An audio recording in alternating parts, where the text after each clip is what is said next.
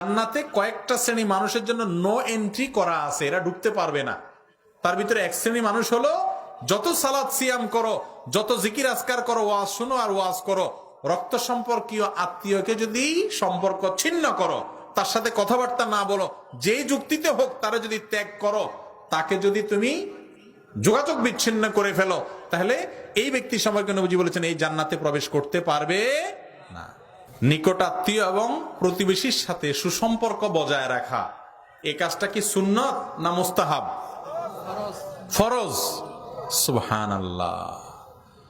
আল্লাহ রাব্বুল আলামিন কোরআনে হাকিমে বলে আমাদেরকে নির্দেশ করেছেন আনতাসিলুল আরহাম, এবং তোমাদেরকে নির্দেশ করা হচ্ছে তোমরা আত্মীয়তার বন্ধনগুলোকে মজবুত করবে, আত্মীয়তার বন্ধনগুলোকে সুদৃঢ় করবে, এটা আল্লাহর নির্দেশ।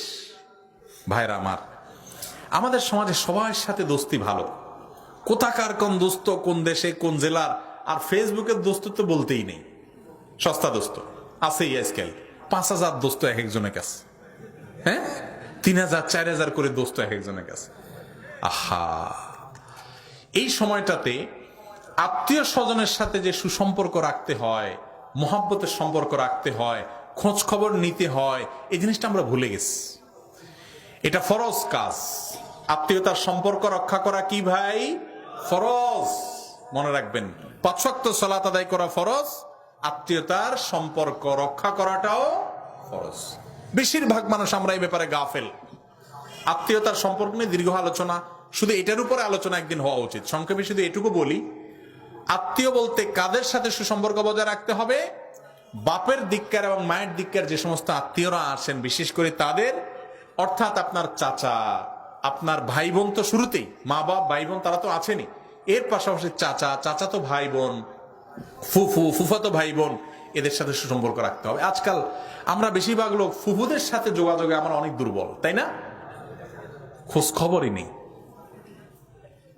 ফুফাতো ভাই বা ফুফু, চাচাতো ভাই বোনের সাথে তো পারলে জমি নিয়ে, আইল নিয়ে ঠেলাঠেলি থাকে, ঠিক না বে ঠিক?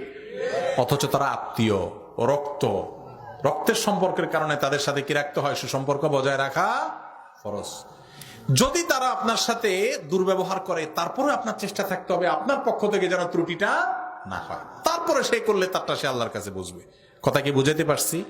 এখন আমার এই ভাই প্রশ্ন করেছেন যে প্রতিবেশীর সাথে আত্মীয় স্বজনের সাথে সুসম্পর্ক রাখার গুরুত্ব নিয়ে বলেন। গুরুত্ব নিয়ে তো বলতে গেলে অনেক সময় বলবো, শুধু এটুকু বলি, আত্মীয়ের সাথে যদি কেউ সম্পর্ক ছিন্ন করে, নবী আলাইহিস সালাম বলেছেন লা ইয়াদখুলুল জান্নাতা কাতি'। কত বড় ব্যাপার চিন্তা করছেন? আত্মীয় স্বজনের খোঁজ খবর নেবেন তো ইনশাআল্লাহ। ভাই, একসাথে থাকতে গেলে মনোমালিন্য হবে, বোঝাপড়ার গরমিল হবে, হইতেই পারে। তারপরে সম্পর্ক কি করা যাবে না? ছিন্ন করা। মনের কষ্ট থাকতে পারে, কিন্তু কথা বলবো না, চিরতরে যোগাযোগ রাখবেন, এটা করা যাবে না। 3 দিন রাগ করে থাকতে পারেন, ঠিক আছে, কথা বললাম না, কিন্তু এর বেশি করা কি হবে না? জায়েজ হবে না। এটা আমরা অনেকে বুঝি না।